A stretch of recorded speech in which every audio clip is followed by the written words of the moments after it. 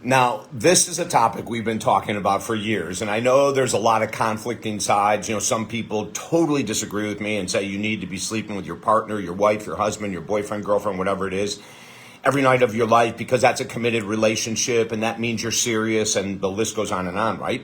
And then there's the flip side, which the side is that I take. Hey, listen, if you can sleep with your partner soundly and one of them isn't a night owl and one of them isn't an early bird and, one of them doesn't snore and keep going on and on. If you have a great relationship, marriage, whatever you want to call it, and you guys sleep soundly together, and during arguments, you find a way to still sleep soundly and you let the arguments go or whatever pattern you've created, that's awesome.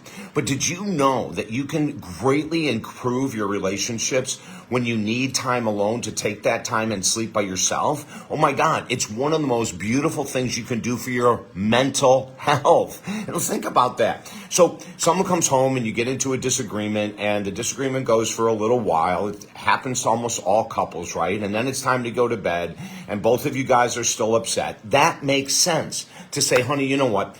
This hasn't been a good evening. I'm going to go sleep in the other room. I've got to get my sleep. I've got to get my rest. And then when we get up in the morning, maybe we'll talk then. Probably be better to wait till tomorrow night. Are you okay with that? Let's do this together. Let's just take a break. I need to rest. You need to rest. At least we're not going to be going back and forth. And, whether we're talking or whether we're arguing, let's just sleep in separate rooms. It's a phenomenal move. Oh my God. And especially for your mental health. You cannot be logical when you don't have enough rest, right? So you get up in the morning and you're sleeping next to your partner. You were upset all night. You get up. That's not going to be a time you can have a logical conversation. As a matter of fact, that evening, you probably won't be able to have a logical conversation because you didn't get your rest. Take care of yourself. I've been in multiple different relationships over the years. Every woman that I've ever met, when we've gotten serious and say, okay, well, we're going to sleep together, I've always said, I may be able to sleep with you tonight, but I'm an extremely light sleeper, which is true since I was a child. And so probably 80% of the time, I'm going to be sleeping in the other room.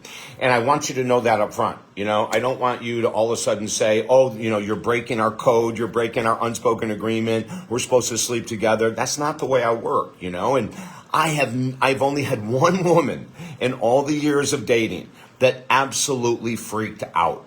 And she refused to let me go in the other room. I mean, you want to talk about messing with someone's mental health? Oh my God, here we are. I have a huge week ahead. I get up early, 5 o'clock in the morning. I hadn't been sleeping well. And I said, honey, I'm going to go in the other room to sleep.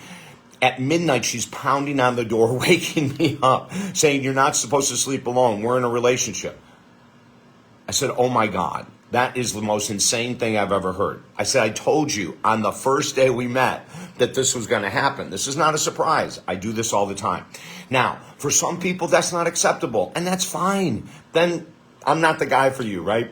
In this case, though, she ended up just continuing to beat on it and beat on it and beat on it, and I had to end the relationship. You can't be in that type of relationship. And for me, my mental health is crucial. And sleep is a massive part of my mental health. As a matter of fact, we've got a workshop coming up on mental health, which we're going to cover all of this. And I encourage you to join it. It's going to start on February 20th, 2024. I think that's a Tuesday. Once a week for 4 weeks. It's incredibly inexpensive. We're going to go over all of this kind of stuff. Overwhelmed thinking, anxiety, anger, depression, you name it. We're going to cover all these mental health topics, and you can ask questions during these 4 weeks. It's a 4-week online mental health retreat.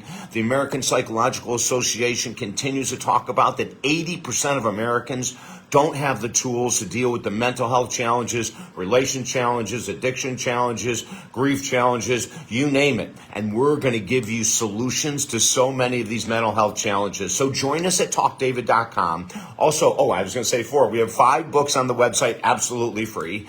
And if you want a 20-minute free session with me, just sign up at the website. We do it all the time, helping people even in 20 minutes at no charge. Everything is at talkdavid.com. Have a beautiful day.